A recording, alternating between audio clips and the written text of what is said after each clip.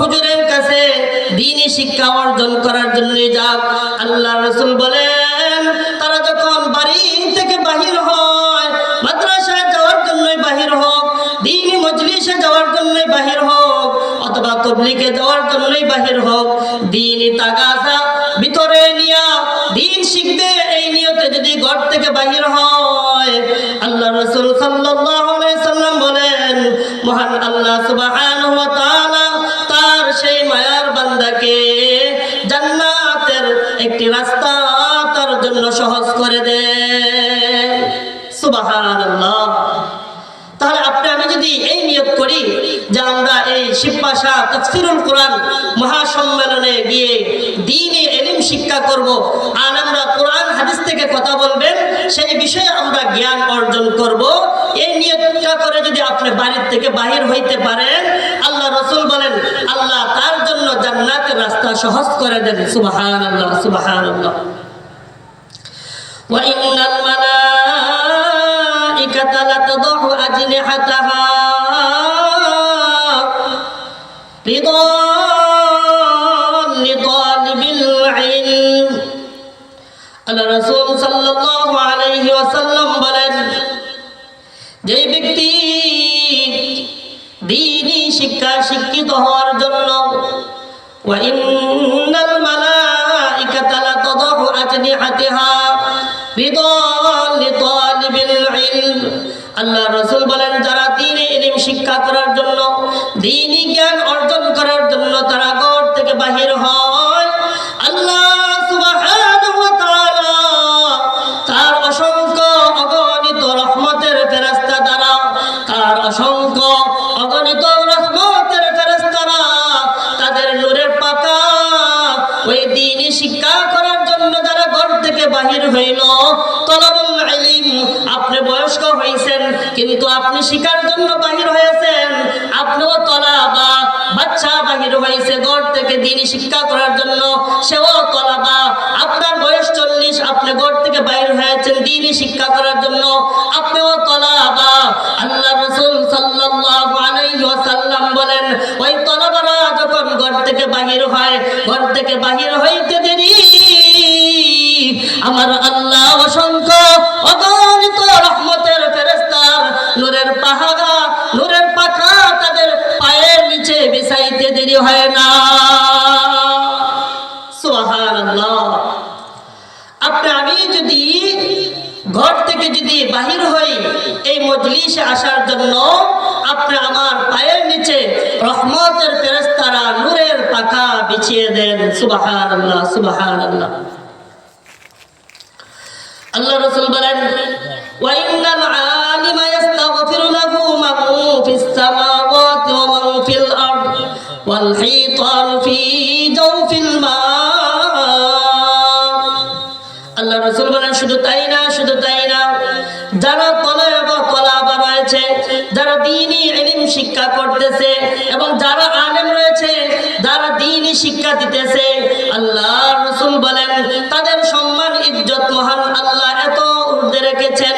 আল্লাহ সুবহানাহু ওয়া তাআলা ওই আল্লাহর যে মায়ার বান্দা দ্বীনি ইলম শিক্ষা করেছেন এবং যারা দ্বীনি ইলম শিক্ষা করার জন্য তারা চেষ্টা করতেছে, আল্লাহ সুবহানাহু ওয়া তাআলার আসমানের মধ্যে অসংখ্য অগণিত ফেরেশতা রয়েছে, জমিনের মধ্যে অসংখ্য অগণিত সৃষ্টি রয়েছে, নদীর মাছগুলা, সাগরের মাছগুলা, গর্তের পিপিলিকা, গাছের মধ্যে পাক পাকালি, জঙ্গলের মধ্যে হিংস্র প্রাণী যত কিছু রয়েছে, সমস্ত কিছু আল্লাহর সেই মায়ার বান্দারা যারা ইলম শিক্ষা করার জন্য ঘর থেকে বাহির হয়, যারা ইলম শিক্ষা দেয়, ইলম গ্রহণ করে, আল্লাহ রাসূল বলেন তাদের জন্য, তাদের মাগফিরাতের জন্য, তাদের নাজাতের জন্য, তাদের মায়া মহব্বতের জন্য, তাদের ভালোবাসার জন্য মহান আল্লাহর কাছে অগণিত ভাবে তাদের জন্য দোয়া করে। সুবহানাল্লাহ। তাহলে আমরা যারা এই মজলিসে আসবো, আমরা কিন্তু ভুকা না, আমাদের মতো কপালওয়ালা, আমাদের মতো ভাগ্যবান আর কেউ হইতে পারবে না। কারণ এই মজলিসে যারাই আসবেন তারা আল্লাহর কোরআন থেকে নবীজির হাদিস থেকে কথা বলবেন। আর এটাকেই বলা হয় ইলম। আর ইলম যদি কারো যদি অর্জন করার জন্য ঘর থেকে বাহির হয়, আল্লাহর অসংখ্য অগণিত সৃষ্টি তার জন্য দোয়া করেন। সুবহানাল্লাহ, সুবহানাল্লাহ। আল্লাহ রাসূল বলেন, وَإِنَّ فَضْلَ الْعَالِمِ عَلَى الْعَابِدِ كَفَضْلِ الْقَمَرِ لَيْلَةَ الْبَدْرِ عَلَى سَائِرِ الْكَوَاكِبِ। আল্লাহ রাসূল সাল্লাল্লাহু আলাইহি ওয়াসাল্লাম বলেন, তোমাদের মধ্যে যারা আলেম রয়েছেন, যারা আলেম রয়েছেন, তোমাদের মধ্যে যারা তলাবা রয়েছেন, যারা দ্বীনি ইলম শিক্ষা করেছেন এবং যারা দ্বীনি ইলম শিক্ষা করার জন্য চেষ্টা করতেছেন, আল্লাহর পয়গম্বর বলেন, তোমাদের মধ্যে যারা আলেম তাদের সম্মান ইজ্জত কতটুক জানুনি? তোমাদের আলেমদের সম্মান ইজ্জত কতটুক বেইলম আবেদের চেয়ে। অর্থাৎ যার ইলম নাই কিন্তু সে আবেদ, আল্লাহওয়ালা, আল্লাহর জিকির করনেওয়ালা, আল্লাহ তাসবিহা পড়নেওয়ালা, কিন্তু আল্লাহ রাসূল বলেন বেইলম আবেদ কিন্তু সে আলেম না।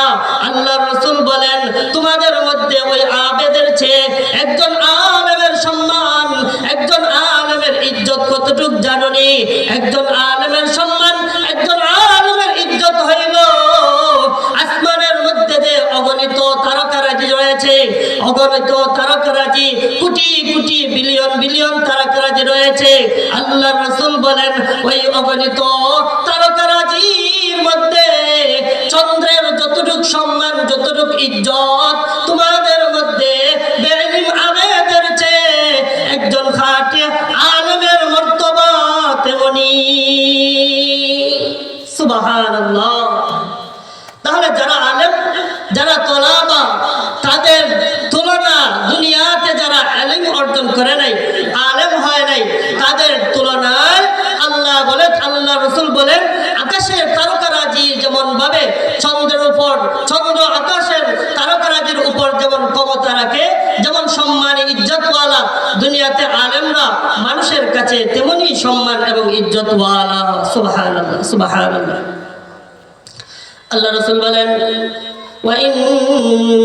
ইন্নাল উলামা ওয়ারাসাতুল আম্বিয়া ওয়া ইন্নাল আম্বিয়া লাম ইউরাসু দীনান ওয়ালা দিরহামা ওয়া ইন্নামা ওয়ারাসুল ইলম ফামান আখাযাহু আখাযা বিহাজ্জিন ওয়াফির। আল্লাহ রাসূল সাল্লাল্লাহু আলাইহি সাল্লাম বলেন যে আলেমরা হলো আল্লাহর পয়গম্বরদের উত্তরসূরি, আল্লাহর পয়গম্বরদের ওয়ারিস। সুবহানাল্লাহ, সুবহানাল্লাহ। আল্লাহ নবী সাল্লাল্লাহু আলাইহি সাল্লাম এখানে আমার আপনার নবীর কথা বলেন নাই। আল্লাহ নবী বলেছেন ইন্নাল উলামা ওয়ারাসাতুল আম্বিয়া। পয়গম্বর আদম আলাইহিস সালাতু ওয়াস সালাম থেকে নিয়ে অসংখ্য অগণিত নবী রাসূল আল্লাহ দুনিয়াতে পাঠিয়েছেন এবং ওই অসংখ্য অগণিত অগণিত আল্লাহর পয়গম্বরদের যে দায়িত্ব ছিল, তাদের যে দায়িত্ব ছিল, তারা আল্লাহ চিনানোর জন্য তাদের উম্মতদেরকে দাওয়াত দিতেন। আল্লাহ রাসূল বলেন ইন্নাল উলামা ওয়ারাসাতুল আম্বিয়া। আলেমগণদের কাজ হইল আম্বিয়াদের কাজ। যারা আম্বিয়ারা মানুষকে কিভাবে আল্লাহ চিনানো যায়, মানুষকে কিভাবে জাহান্নাম থেকে বাঁচানো যায়, মানুষকে কিভাবে জান্নাতবাসী বানানো যায়, এই চিন্তা ভাবনা আম্বিয়াদের মধ্যে ছিল। এবং আমার পরে আমি নবীজির যে নবুয়ত শেষ হয়ে গিয়েছে, আমার পরে আর কোন নবী আসবে না, তারপরেও আমার সেই রেখে যাওয়া দ্বীন এবং ইসলাম, কুরআন এবং হাদিসের চর্চা আমার আলেমরা করবে এবং মানুষদেরকে গুমরাহি পথ থেকে তারা তাদেরকে হেফাজত করবেন। সুবহানাল্লাহ। এটা আলেমদের দায়িত্ব। দ্বীনের কথা বলা, মানুষদেরকে জাহান্নাম থেকে বাঁচানো, জান্নাতের পথ দেখানো, এটা আলেমদের দায়িত্ব নবী করিম সাল্লাল্লাহু আলাইহি সাল্লাম দিয়ে গেছেন।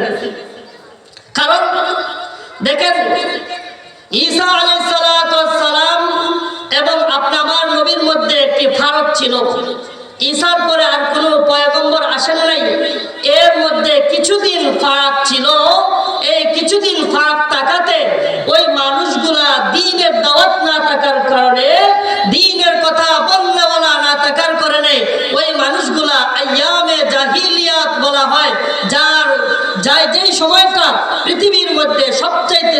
নিকৃষ্ট এবং সবচাইতে বর্বরতার যুগ হয়েছিল আইয়ামে জাহিলিয়াতের যুগ।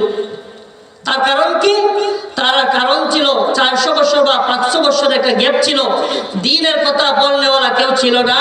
এই জন্য মানুষগুলা এত পাপ এত গুনাহ করত। আইয়ামে জাহিলিয়াতের যুগে যদি কারো ঘরে যদি মেয়ে সন্তান জন্মগ্রহণ করত, তাহলে সে মনে করত অবায়া, অর্থাৎ কপাল পুরা, তার কপাল পুড়ছে, তার মুখের চুনকালি বাবার লাগছে। এই চিন্তা ভাবনা করিয়া ওই বাবা জীবিত মেয়েকে দাফন করে দিত। নাউজুবিল্লাহ, নাউজুবিল্লাহ। আইয়ামে জাহিলিয়াতের যুগে যদি কোনো বাবার সন্তান না হইতো, ওই পাপিষ্ট কি করত? তার স্ত্রীকে অন্য পুরুষের কাছে দিয়ে দিত। নাউজুবিল্লাহ। তার এত মায়ার এত মহব্বতের স্ত্রীকে অন্য পালোয়ান শক্তিশালী পুরুষের কাছে দিয়ে দিত। কেন দিত?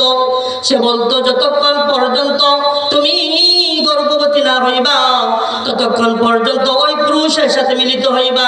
কেন অন্য পুরুষের কাছে দিত?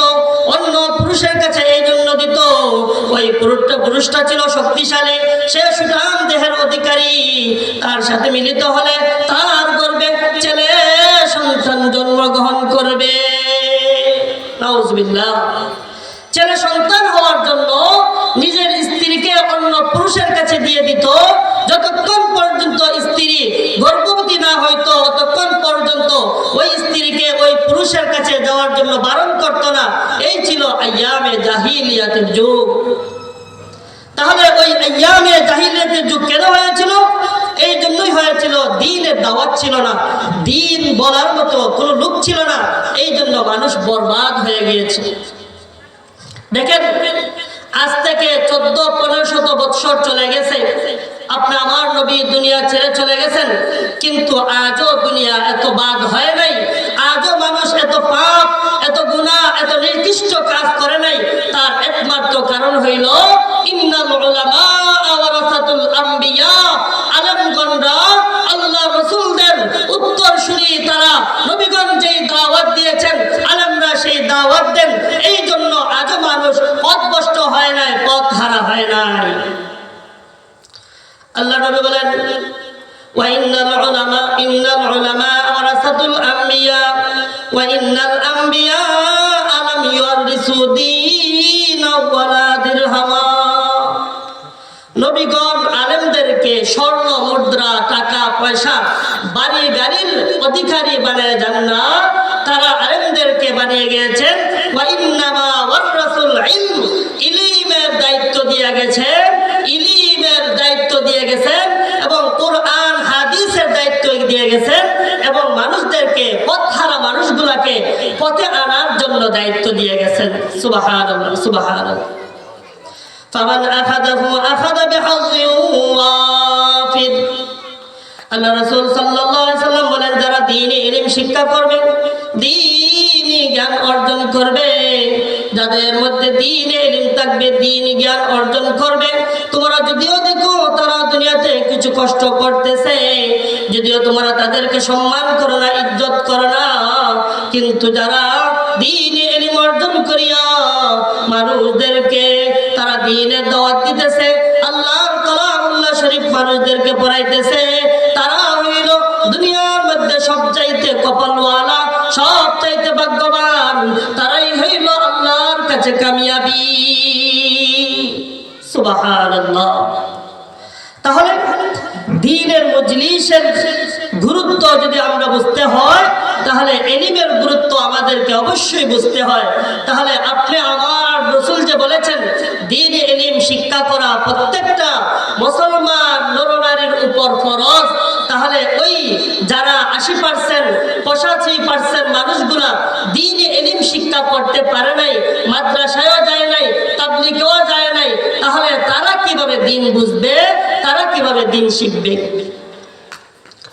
ওই মানুষগুলা যাতে দ্বীন শিখতে পারে,